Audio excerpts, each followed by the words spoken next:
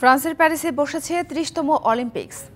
বিভিন্ন খেলায় পদকের দৌড়ে ১০,০০০-এরও বেশি ক্রীড়াবিদ। অলিম্পিক্সে ক্রীড়াবিদরা নিজেদের দেশের প্রতিনিধিত্ব করেন। তবে সেই সব উদ্বাস্তু ক্রীড়াবিদদেরও সুযোগ দেওয়া হয়, যারা স্বপ্ন পূরণের লক্ষ্যে অবিশ্বাস্য বাধা অতিক্রম করেছেন। এমন একজন ক্রীড়াবিদ সিরিয়ার উসরা মার্টিনি।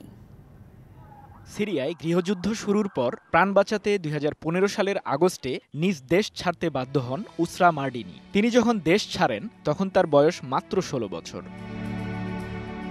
বাড়ি ছাড়ার সময়ে উসরার সঙ্গী ছিলেন তার বোন সারা। সফর ছিল কঠিন। প্রথমে কয়েকদিন শরণার্থী শিবিরে কাটিয়ে বিমানে চড়ে সিরিয়া ছাড়েন উসরা। বোনসহ চলে যান লেবাননে। সেখান থেকে পৌঁছান তুরস্কে। তুরস্ক থেকে নৌকায় করে গ্রিসের উদ্দেশ্যে রওনা দেন, কিন্তু তখন বাধে বিপত্তি।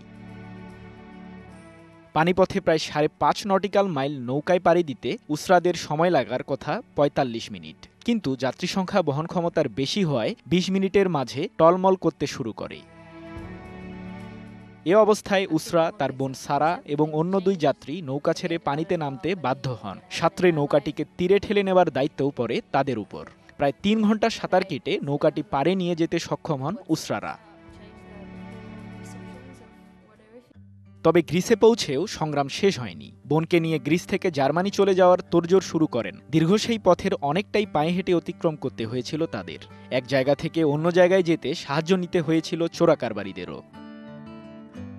২০১৬ সালে উদ্বাস্তুদের নিয়ে আলাদা দল গঠনের সিদ্ধান্ত নেয় অলিম্পিক্স কমিটি। ভালো সাঁতারু হওয়ার সুবাদে রিও ডি জেনেইরোতে বসা সেই অলিম্পিক্সের উদ্বাস্তু দলে জায়গা হয় উসরার।